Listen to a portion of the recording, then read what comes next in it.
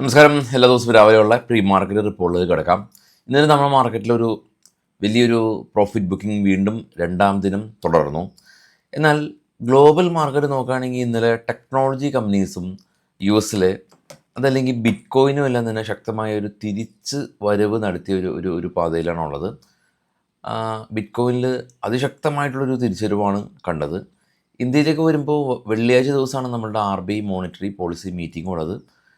അതിനുശേഷം തിങ്കളാഴ്ച ദിവസമാണ് യു എസിലെയും അവിടുത്തെ ഇൻട്രസ്റ്റ് റേറ്റ് തീരുമാനങ്ങൾ വരുന്നത്. പൊതുവേ ഡിസംബർ ഒരു മിഡ് കഴിയുമ്പോൾ ഗ്ലോബൽ മാർക്കറ്റിൽ വലിയ മൂവ്മെൻറ്റ് പൊതുവേ ഉണ്ടാവാറില്ല. കാരണം ഫണ്ട് മാനേജേഴ്സ് എല്ലാം തന്നെ വെക്കേഷന് പോകുന്ന ഒരു സമയമാണ് ഡിസംബർ മിഡിന് ശേഷം.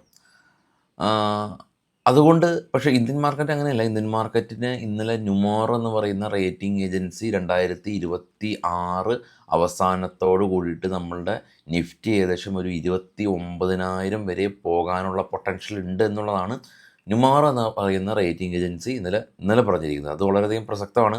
പക്ഷേ മറ്റുള്ള സാഹചര്യങ്ങളെല്ലാം തന്നെ അനുകൂലമാണെങ്കിലാണ് ഇത് നിഫ്റ്റിക്ക് കൈവരിക്കാനായിട്ട് പറ്റുള്ളൂ. ഇതിനു മുമ്പും സെൻസെക്സിനെയും സമാനമായ രീതിയിൽ 90,000 മുകളിൽ റേറ്റിംഗ് അവർ പ്രഖ്യാപിച്ചിരുന്നു.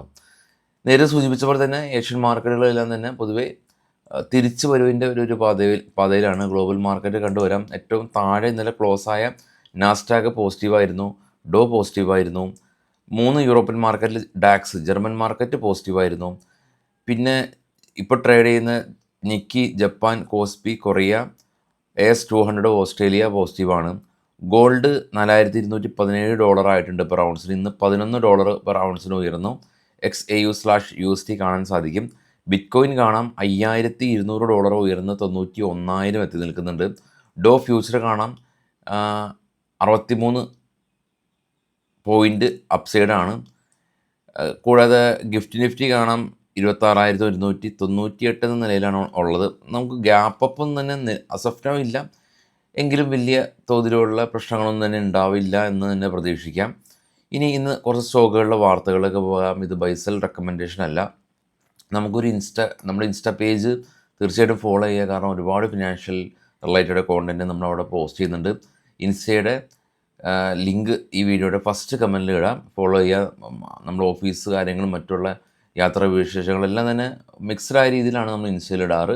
കൂടുതൽ കണക്ട് ചെയ്യാൻ സാധിക്കും നമ്മൾ തമ്മിൽ. അപ്പോൾ ഇൻസ്റ്റയുടെ ലിങ്ക് ഫസ്റ്റ് കമൻറ്റിലുണ്ട്. സ്റ്റോക്കുകളുടെ വാർത്തകളൊക്കെ പോകാം. ആദ്യം IRFC കമ്പനിയാണ്. IRFC കമ്പനി ജപ്പാൻ കേന്ദ്രമായിട്ടുള്ള സുമിറ്റോ മിത്സുയി ബാങ്കിങ് കോർപ്പറേഷനായിട്ടൊരു പുതിയ ബിസിനസ് കോൺട്രാക്റ്റ് സൈൻ ചെയ്തിട്ടുണ്ട്. ഇൻഡിഗ്രിഡ് കമ്പനി ഇവർ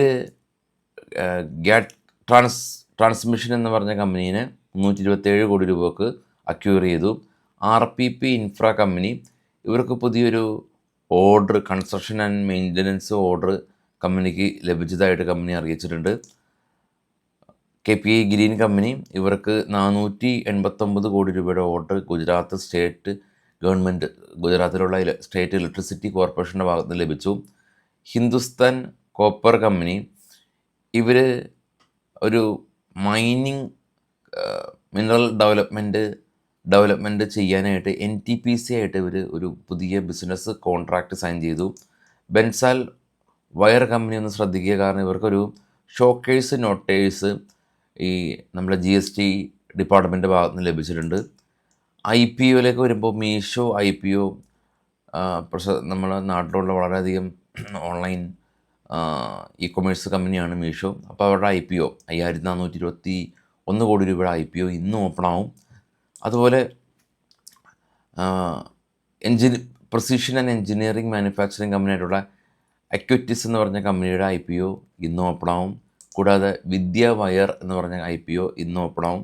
അപ്പോൾ ഓൾമോസ്റ്റ് 5-ാം തീയതി വരെയാണ് 3 IPOയും ഉള്ളത്. 3, 4, 5 തീയതികളിൽ 3 ദിവസമാണ് IPO ഉണ്ടാവുക. ഇന്ത്യൻ ഹോട്ടൽ കമ്പനി ജിഞ്ചർ ഹോട്ടലായിട്ടൊരു പുതിയ ബിസിനസ് കോൺട്രാക്റ്റ് സൈൻ ചെയ്തു. ഡീപ്പ് ഇൻഡസ്ട്രീസ് കമ്പനി ONGC ആയിട്ട് പുതിയ ബിസിനസ് കോൺട്രാക്റ്റ് സൈൻ ചെയ്തു. ഡോക്ടർ റെഡ്ഡിയുടെ ഓൺകോളജി ബേസ്ഡായിട്ടുള്ള ക്യാൻസർ ബേസ്ഡായിട്ടുള്ള 2 മെഡിസിൻ കമ്പനി വികസിപ്പിച്ചു എന്നുള്ളതാണ് ഇപ്പോൾ ഉള്ള ന്യൂസ്. വൈകിട്ട് നമുക്ക് പോസ്റ്റ് മാർക്കറ്റ് കാണാം. Thank U.